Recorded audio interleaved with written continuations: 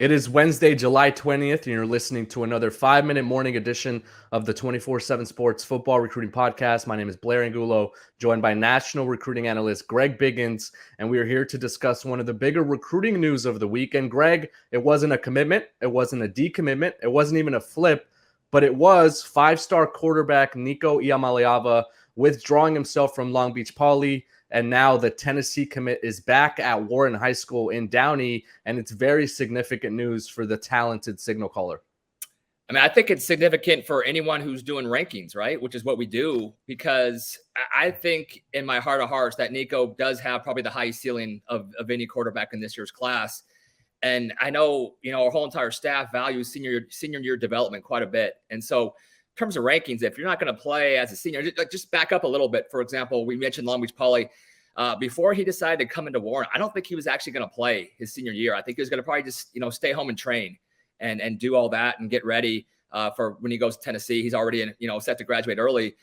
And I think that would have hurt his development just a little bit. Like I said before, I value senior development. I think it's huge, especially, Nico's coming into the season, only has, I believe, 12 starts over his sophomore, junior year. So this is big. And people will say, what's the big deal? It's high school.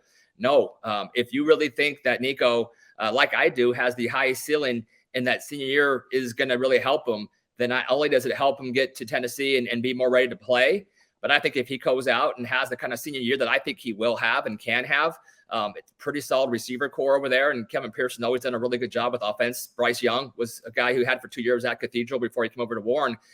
We talk a lot about the quarterback rankings, and I think it goes at least 7 deep. Right now, Christopher Vizina is number 7. And for me, he might have been number 1 for me last year's class if he was, in that 2022 class. So Arch Manning, Malachi, Dante, Jackson Arnold, these guys are dudes. And I think Nico has a chance to be that number 1 guy, but I don't think he would have had he not played his senior year. If I'm a Tennessee fan, I'm doing backflips because this allows Nico Iamaleava, like you mentioned, to get more reps and to become a bit more ready once he does arrive in Knoxville. You spoke a little bit about some of the developmental skills that he still needs to take part in, right? He needs to take some steps further in his own games. In what area do you see Nico Iamaleava having to make some strides? Because he already has some of the highest upside in this class, already number 3 right now in the top 24/7, right behind Arch Manning and Dante Moore, but there is still a lot there for him to unearth. Yeah, no, I think he can develop and get better in all areas. As obviously right now you see him in a 7-on-7 setting, and he's got arm talent. I mean, he has just a pure stroke. I think he kind of surprises people with his ability to actually change speeds and be accurate and be early in that time, the way he throws it. I think people kind of see this guy, and you think the term raw is thrown around a lot. And, you talk about Nico and only having 12 starts. So you would think he's a guy who probably goes out there and just throws fastballs. No, he actually is able to, complete some passes just with timing. He's very accurate. He's got a good feel. So I think for me, one thing that I want to see him continue to do is just slow the game down, right? When it comes to being a high-level quarterback, you talk about Tennessee. Why was Peyton Manning so good? It wasn't because he was so physically gifted, right? It was because he was able to slow the game down, probably the smartest quarterback maybe of all time. And so I think Nico, you want to see him get to the line of scrimmage and recognize the defense, maybe change the protection, maybe audibilize out of this and put the guys into this and be able to kind of just play the game, not just with his physical skills, not just with his body, but with his mind and with his head. And I think that's the biggest jump that you see quarterbacks make as a senior. Again, it's the game kind of slows down for them, able to process that much faster. And then going to Tennessee, and you just kind of having that, background and in terms of being able to do that, make those plays, make those calls, make those quick decisions on the field, pre-snap, post-snap. It's definitely going to be huge for him when he gets to Tennessee.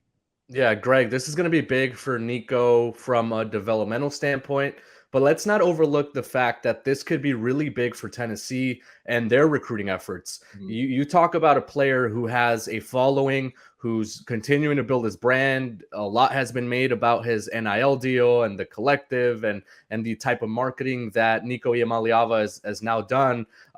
We see him at 7-on-7 tournaments. We've seen him at Elite 11, and there's a lot of this going around, right? Like there's a lot of phones being taken out to take a photo, a selfie, to get a quick little video of Nico Iamaleava, and for him to be able to get on the field, potentially go viral, right? With a scramble or a really terrific dynamic throw. I think this helps the Vols continuing to sell this recruiting class to help him build that class around him as well. Yeah, no, I mean, he is a brand. He's a huge brand at the high school level. And I don't know if the family fully gets that. I think they kind of do. But, and I was talking to his dad the other night, and he kind of said, yeah, we weren't even going to put out an announcement, just going to kind of show up at Warren High School. I'm like, no, you can't just show up. I mean, he's a big name guy. And, once people know where he's at, everyone, the whole kind of world wants to know what he's going to do. So really likable kid. I mean, we both have known him since, 8th grade. And, just huge smile, big personality. People like him. He is an easy guy to market and sell. And you talk about the branding part of it, but you got to be able to play, right? You got to be able to make some plays. You got to be a special talent for people to want to sell your brand. And he definitely has that. And I think he's going to be good for, at least a handful of plays this year that are going to be just wow splash plays, whether it be, scrambling around and uncorking a ball 70 yards, which he can do, making 3 or 4 guys miss and running 50 yards, which he can do. He's got an ability to make plays in the pocket, outside the pocket. He's got ability to, just use that arm and make some throws that are honestly college level right now. Like I said, he's only scratching the surface. Like I said, I think he has the highest ceiling. It's huge for Tennessee. I believe in all those areas and reasons why you just said, football wise, branding wise, marketing, kind of creating more buzz for that Tennessee recruiting class 2023. It already looks like it's going to be a very strong one. So a lot of pluses for Nico playing high school football this fall. Yeah, it's going to help us a little bit too, getting some film on Nico Iamaleava as we continue to potentially push him for that #1 spot in the top 24/7 for the 2023 class. National analyst Greg Biggins, thank you so much for joining us. Always, Blair. All right, that is Greg Biggins. And for our producer, Jordan Mayton, I am Blair Angulo. Thank you so much for listening to this 5-minute morning edition of the 24/7 Sports Football Recruiting Podcast.